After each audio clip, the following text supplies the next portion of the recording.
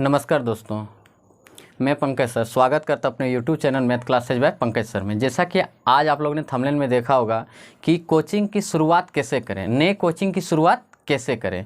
तो आज आप लोगों को हम बताने वाले हैं कि नया शुरुआत जब नया कोचिंग खोलिएगा तो किस प्रकार स्टार्टिंग कैसे कीजिएगा, क्योंकि हम लोग के दिमाग में बहुत सारे कन्फ्यूजन रहते हैं कि क्या स्टूडेंट आएंगे कि नहीं, हम पढ़ाने सकेंगे कि नहीं, यदि पढ़ाने के दौरान कहीं मेरा फंसने लगेंगे क्वेश्चन तो स्टूडेंट लोग पर क्या रिएक्ट होगा, क्या कोचिंग पढ़ाना सही रहेगा। काफ़ी तरह के उलझन आते हैं हम लोग के दिमाग में कि क्या बेटर रहेगा या मतलब अच्छा नहीं रहेगा। यही चीज़ हम लोग के दिमाग में हमेशा चलते रहता है।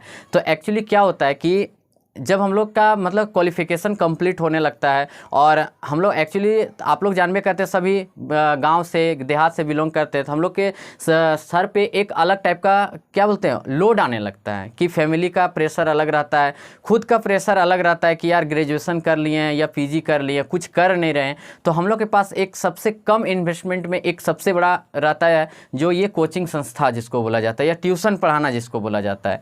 तो इसका शुरुआत कैसे करेंगे, ये चीज़ हम लोग के दिमाग में रहता है कि कैसे पढ़ाएं। यानी कि जितना क्वेश्चन पहले आता है, जो चैप्टर हमको अच्छा लगता है उसी से पढ़ाना चालू कर दें या क्या करें। तो काफ़ी कन्फ्यूजन आते हैं, या करें या ना करें। जैसे बहुत कोई क्या होता है कि करने के लिए सोचते हैं, कुछ दिन करते हैं फिर बंद कर देते हैं। हमेशा हम बोलते रहते हैं, क्या बोलते रहते हैं, देखिए कोई चीज़ भी स्टार्ट कीजिए, कोई चीज़ का भी डिसीजन लीजिए तो उसको अंत तक ले जाने का कोशिश कीजिए। कम से कम 1 साल 1.5 साल 6 महीना तक मेहनत कीजिए।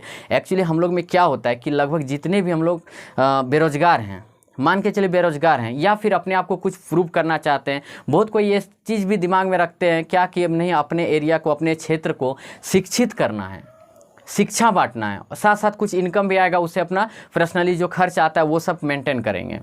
तो एक्चुअली क्या होता है कि जब हम लोग कोचिंग के बारे में सोचते हैं कि हाँ चलो कोचिंग खोल देते हैं, तो हम लोग के मन में दुविधा उत्पन्न होने लगती है, असमंजस बनने लगता है कि क्या स्टूडेंट आएंगे।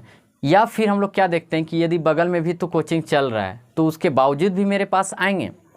तो आज हम सारे चीज़ को दूर करने वाले हैं और आपको यही राय देंगे, यदि आपको कहीं जॉब करने की इच्छा नहीं है, यदि आपको एक अपना प्लेटफॉर्म तैयार करने की इच्छा है, कोई ऑफिस वगैरह सब में जॉब करने का ज़रूरत नहीं है, आपका खुद का अपना ऑफिस होगा, आपका खुद का एक मुकाम होगा।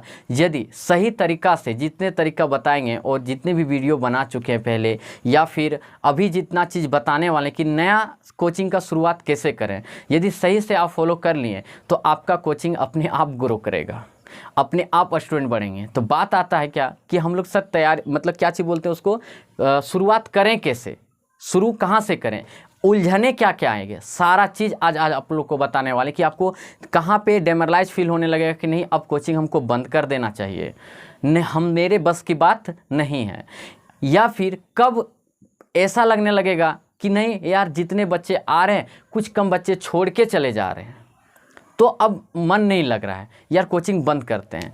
सारा कन्फ्यूजन दूर करने वाले हैं। और यदि आप सही से अपने आप को एक बढ़िया प्लेटफॉर्म पर ले जाना चाहते हैं तो आज का वीडियो आप लोग के लिए काफ़ी हेल्पफुल रहेगा। तो सर यदि आप मेरे चैनल से नहीं जुड़े हैं तो चैनल को सब्सक्राइब कर दीजिएगा। इसी प्रकार गांव देहात में कोचिंग किस प्रकार चलाएं उसके रिलेटेड हम हमेशा आप लोग को जानकारी देते रहेंगे। तो चलिए हम लोग शुरुआत करते हैं कि हम लोग कोचिंग स्टार्ट कैसे करें। टॉपिक पर आते हैं। तो सबसे पहला बात क्या रहता है कि कोचिंग शुरुआत करने से पहले सबसे पहले आपको एक चीज़ जान लीजिएगा कि किसी का देखा सीखा से वो चीज़ का कॉपी नहीं करना है। जैसे मान लीजिए कोई इंग्लिश का टीचर है, उसके पास बहुत सारा भीड़ है, तो आपका इंग्लिश में यदि पकड़ नहीं है तो आप इंग्लिश का ट्यूशन मत पढ़ाइए। काम चलाने पर पढ़ा सकते हैं लेकिन आपको कोई एक सब्जेक्ट चूज करना पड़ेगा कि आपका स्ट्रॉन्ग आप किस में है, आपका रुचि बचपन से कौन सा सब्जेक्ट में था, मैथ में था कि सोशल साइंस में था कि साइंस में था कि इंग्लिश में था।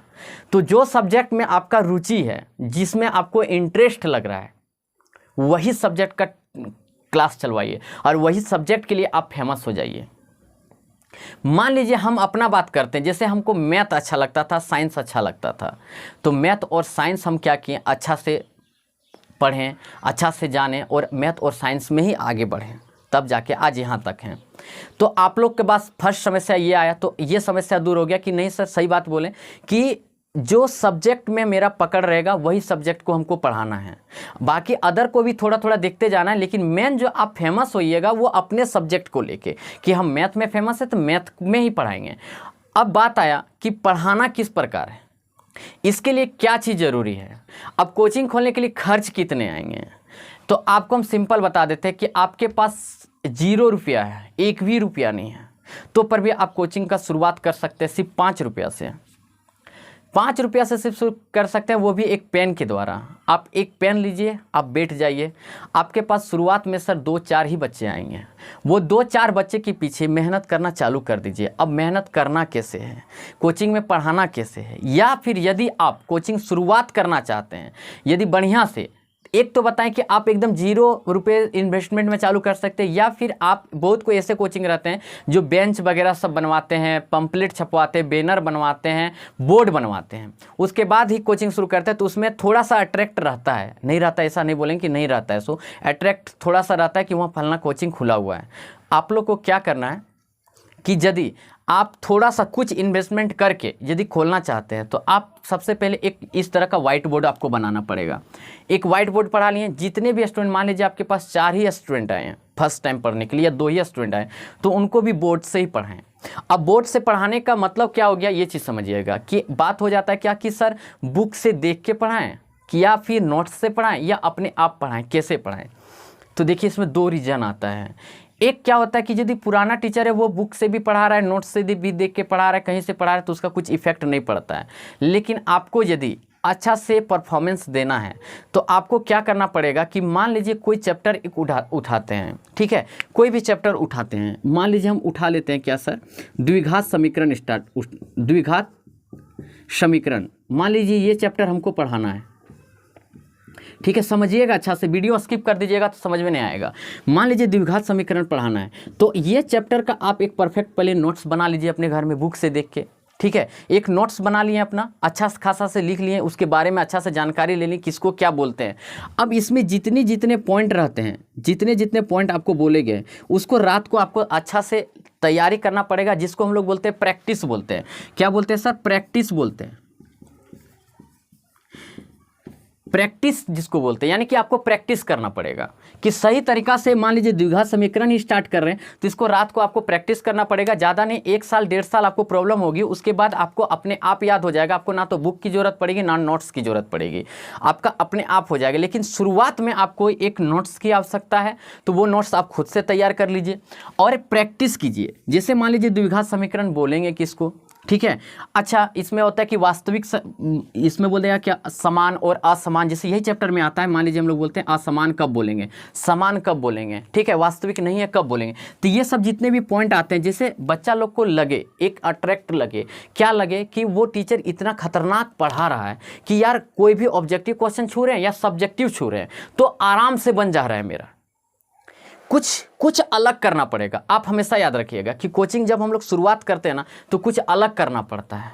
अलग जब कीजिएगा, यानी कि यदि बगल में आपका कोचिंग चल रहा है तो उसके तुलना में आपको 3 गुना मेहनत करना पड़ेगा, नहीं तो फिर उनमें और आप में अंतर क्या रह जाएगा। सो बताइए, वो भी पढ़ा रहे थे तो वो भी सिंपल तरीका से पढ़ा रहे हैं, आप भी कोचिंग खोले हैं तो सिंपल ही तरीका से लेके चल रहे हैं। तो बच्चा जो पहले कोचिंग जो चला रहा था तो उसी के पास जाएगा। अब उनका बच्चा आपको खींचने के लिए, यानी दूसरे का बच्चे को आपके पास खींचने के लिए आपको क्या करना पड़ेगा, कुछ अलग तरीका से मेहनत करना पड़ेगा। ये हो गया आपका फर्स्ट। सेकंड क्या हो गया कि आपको एक प्रैक्टिस करके रहना पड़ेगा। जो चैप्टर में रुचि है उसका आपको प्रैक्टिस, मान लीजिए द्विघात समीकरण हम चैप्टर पढ़ा रहे हैं या कोई भी चैप्टर ले लीजिए, हम मैथ का बात किए या आप साइंस का लीजिएगा, तो वो चैप्टर के बारे में आपको रात को बढ़िया से प्रैक्टिस कर लेना है। उसके बाद प्रैक्टिस करने के बाद नोट्स रखिए साथ में। लेकिन क्या होता है, एक्चुअली बता देते हैं कि जब नया नया कोचिंग हम लोग खोल देते हैं और हम लोग का अच्छा से प्रैक्टिस नहीं रहता है और जब हम लोग बोर्ड में बताने लगते हैं तो हम लोग के दिमाग में एक असमंजस सा पैदा होता है, क्या कि सर कोई क्वेश्चन यदि पूछ दिया और नहीं सके तो।